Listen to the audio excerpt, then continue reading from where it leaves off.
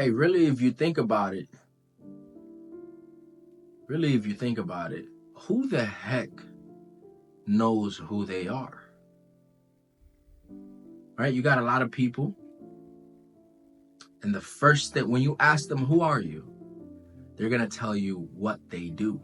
A lot of people hide behind what they do, what they have accomplished. Strip that all away, and what do you actually have? This is why you'll have couples who've been married for 25 years, and one day they will wake up and not know the person next to them, because the person next to them never even knew who they actually were. They never had a inner center that said, this is who you actually are.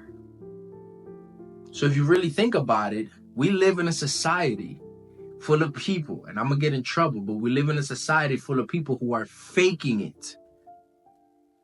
They are faking to know who they are, and they cannot wait to accomplish this so that they can feel some sort of validation towards their inner person. They cannot wait to get the house. They cannot wait to get the car. They cannot wait to get the marriage, because that's going to tell them who they are. They need the external to tell the internal what it actually is. But I'm not judging, because in all reality, who the heck knows who they are? I certainly don't. I have seasons where I don't know who I am. And if I'm being honest, my whole life, I've never known who I am. I've been told who I am. My name is so-and-so. I do this. I'm supposed to do that. That's it. But I know a guy. Although I may not know who I am, I know a guy that does know who he is. And since a rule of life, if you don't know where you are, where you're going, follow somebody who knows where they're going. I know a guy. Oh man, I feel a little preachy today. I know a guy that knows exactly who he is, where he came from, and where he's going. And he's even told people, where I go, you cannot come. Right? So in today's day and age, we have a lot of people who are faking it. And that's not allowing for the development to happen in them. A lot of people want to appear to be perfect. And that the image of perfection is not allowing for the development that needs to take place in them to actually take place in them. A lot of people want to have this image, this portrayal. The internet is fake, let me tell you. The mask that people put on out there, it's fake. This is why you gotta know who you follow. I know a guy, and his name is Jesus Christ, who knows exactly who he is. So I'm gonna follow the guy who knows who he is.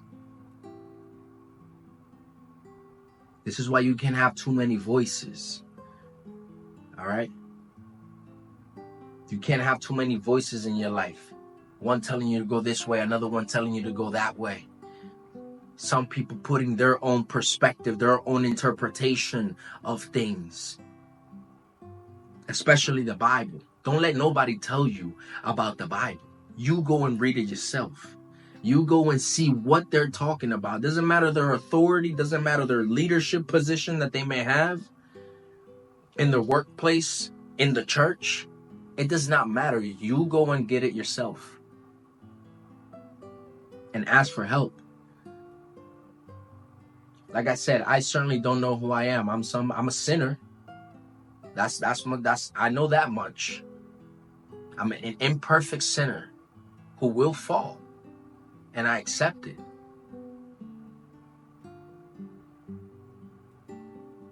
I'm going to fall. I'm going to sin. Now, am I saying that that is okay? No. Because every day, I should be getting closer to the guy that I'm following. I should be becoming more like him. But at the end of the day, I got to accept it. I am imperfect, but I can point you towards perfection. So if you can point people towards perfection, that's always going to give you a center. That's always going to give you identity. That's always going to give you purpose.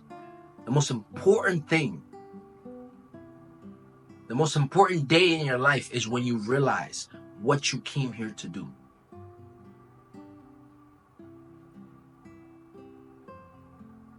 When you realize, oh, that's what I'm here for. But you're only going to get to purpose when you realize who you are. And even then, you're not going to have it all clear. This is why you'll have couples, like I said, in marriages, so much divorce. Because there is no purpose. There isn't something bigger in the middle that's keeping them aligned.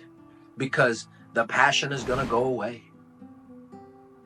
The love, it's going to fade. I don't want to say fade, it's going to evolve, it's going to change. That's why when we're able to have children in a marriage or in a relationship, that gives that couple a purpose to raise those children, to bring them up. It gives them purpose to stay together. But then you'll see once the kids grow up and they leave, if they do stay because of the kids, there's nothing there anymore. But once you have purpose together, and you have something that you can work on together, something that's bigger than you and your person, the other person that you're with, something that's bigger than your relationship, that's what truly can keep people together.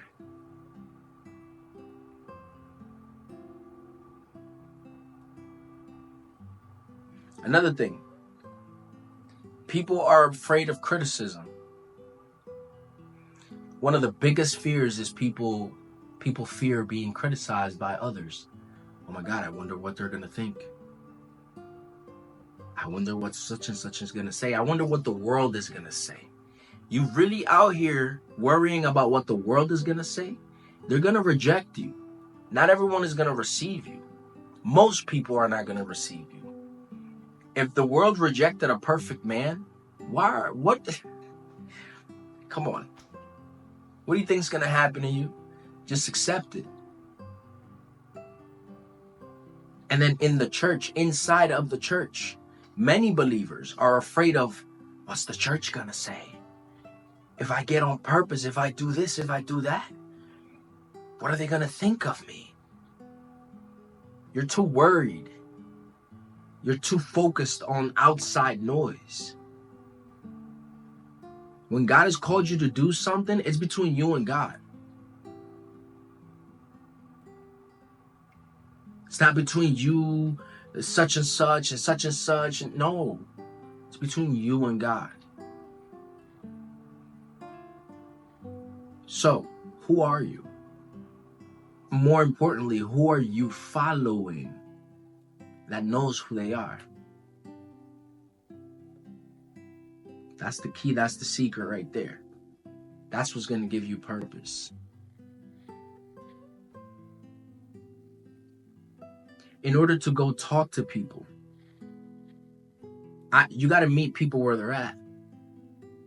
In religion, a lot of people have this sense of superiority, and they don't even realize it. They don't realize it. And instead of preaching the gospel, bringing the good news to the people at the level that they're at, They preach it from a standpoint of almost like a complex superior, like a superiority complex. And that actually turns people away.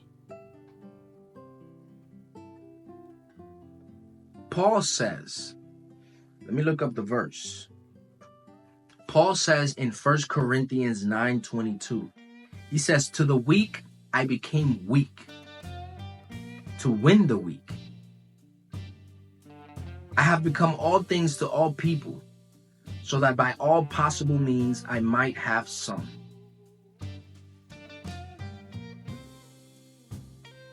Right? This means that Paul, the Apostle Paul, was adaptable. He could adapt to the situation.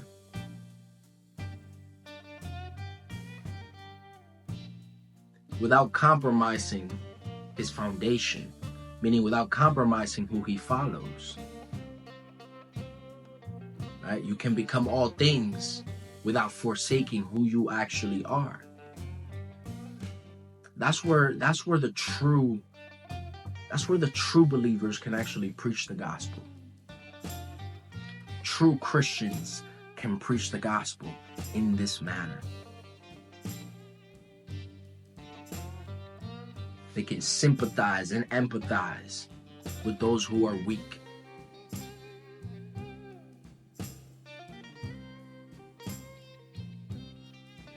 So who are you? More importantly, who are you following? That's going to give you identity. That's going to give you purpose to fulfill. This has been the Salt of the Earth. Please like, comment, share, subscribe if you like this video. I know we talk about some deep stuff, and not everyone is going to receive it, and I'm okay with that. But I would rather talk about these things than talk about, come on now, things of the world, things that are going to pass.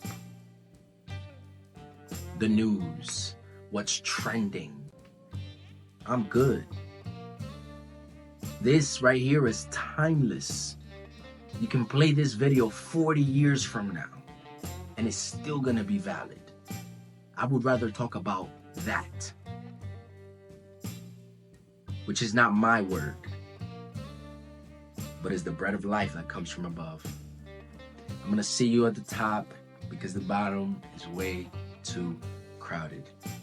Let's go. Let's grow.